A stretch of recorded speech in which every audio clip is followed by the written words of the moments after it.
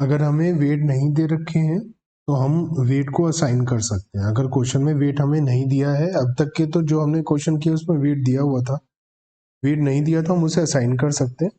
Assign करने के लिए हमारे पास दो ऑप्शन है, या तो बुक वैल्यू को ले, बुक वैल्यू एक हिस्टोरिकल है या मार्जिनल है। हिस्टोरिकल मतलब जो ऑलरेडी हमारे पास इशूड कैपिटल है, जैसे डिवेंचर, प्रेफरेंशियर या इक्विटी या रिटेन, जो ऑलरेडी इशूड है उसका वेट ले। दूसरा मार्जिनल वेट मतलब जो नया इशू कर रहे हैं। कभी कभी क्वेश्चन में लिखा जाता है कि हम नए शेयर इशू कर रहे हैं, नए प्रेफरेंस शेयर, नए डेट, तो उसका लिया जाए, वो मार्जिनल है। तो पहले हम हिस्टोरिकल वेट की बात करते हैं कि जो ऑलरेडी हमारे पास इशूड है उसकी कॉस्ट निकालें। According to this approach, the relative proportion of various sources of capital to the existing capital structure are used as assigned weight. तो ऑलरेडी जो हमने इशूड कर चुके हैं उसका कैपिटल लेते हैं। The assumption of this approach is that company's present capital structure is optimum and it will raise additional funds from various sources in proportion of their share in the existing capital structure. Suppose इस समय हमारे पास केवल दो चीजें हैं, date और equity, मान लिया, और 2:1 का रेशो है। तो हम ये मानते हैं कि अगर जरूरत पड़ेगी कंपनी को और इशू करने की तो भी वो 2:1 के रेशो में ही करेगी, ताकि इनका कैपिटल स्ट्रक्चर सेम प्रोपोर्शन में रहे। अब ये जो हिस्टोरिकल वेट है ये हमारा दो टाइप का हो सकता है, बुक वैल्यू या मार्केट वैल्यू। तो हम पहले बुक वैल्यू के हिसाब से बात करते हैं। Book value weight, book value weight क्या है? This is a more convenient, बहुत सिंपल है। इन दिस मेथड जो भी हमारे पास कैपिटल स्ट्रक्चर बुक वैल्यू है, जो भी फेस वैल्यू मतलब जो हमें दे रखा है अमाउंट, उसके रेशियो में हम निकाल लेंगे। बहुत ही ज्यादा सिंपल है। जैसे लॉन्ग, यहाँ क्वेश्चन है 102, इसके अंदर हमें कैपिटल स्ट्रक्चर और कॉस्ट दिया हुआ है, वेटेड एवरेज कॉस्ट निकालना है। लोन 15 लाख है, प्रेफरेंस शेयर 10 लाख है, equity share 10 lakh, retain earning 15 lakh, और इसकी हमें कॉस्ट दी हुई है। ऐसी सिचुएशन में हम लोग क्या करेंगे? बहुत ही सिंपल है, ये वेट ले लेंगे, ये वेट हो जाएगा इनका।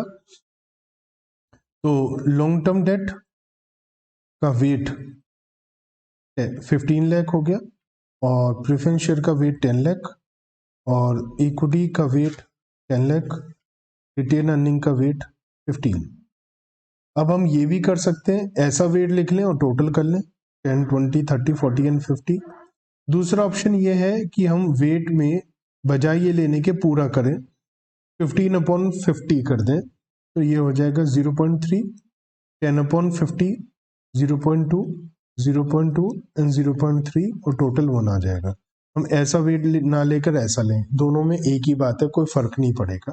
ऐसा ले लें आप, ज़्यादा अच्छा है। वेट का टोटल 1 होगा तो हमें पता भी चल जाएगा। फिर हमारे को कॉस्ट दिया हुआ है 4%, ये आफ्टर टैक्स कॉस्ट होनी चाहिए, सारी की सारी याद रखिएगा हमेशा, और परसेंटेज में होनी चाहिए। अगर वेट का टोटल 1 है तो हमें डब्ल्यू सिग्मा वेट से डिवाइड करने की जरूरत ही नहीं पड़ेगी, सीधा आंसर आ जाएगा हमारा, क्योंकि वेट हमारा ऑलरेडी 1 हो चुका होगा। तो ये हो गया 1.2, 2.4, और ये हो गया 3, ये हो गया 4.5, टोटल 11.1%।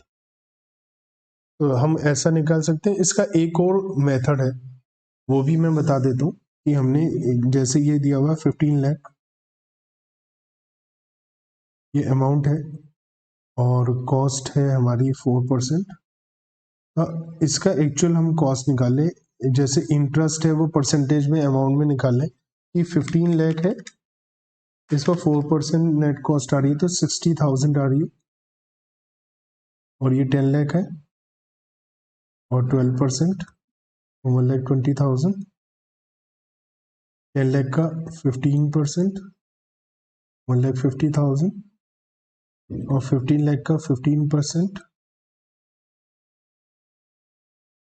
2,25,000, टोटल अमाउंट 50 लाख, और उस पर जो हमें अमाउंट कॉस्ट पड़ रहा है एक्चुअल में 60, 1,20,000, 1,50,000 एंड 2,25,000,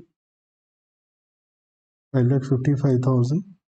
हमारी ओवरऑल कॉस्ट आ जाएगी 5,55,000 divide by 50 lakh into 100, that is 11.1%।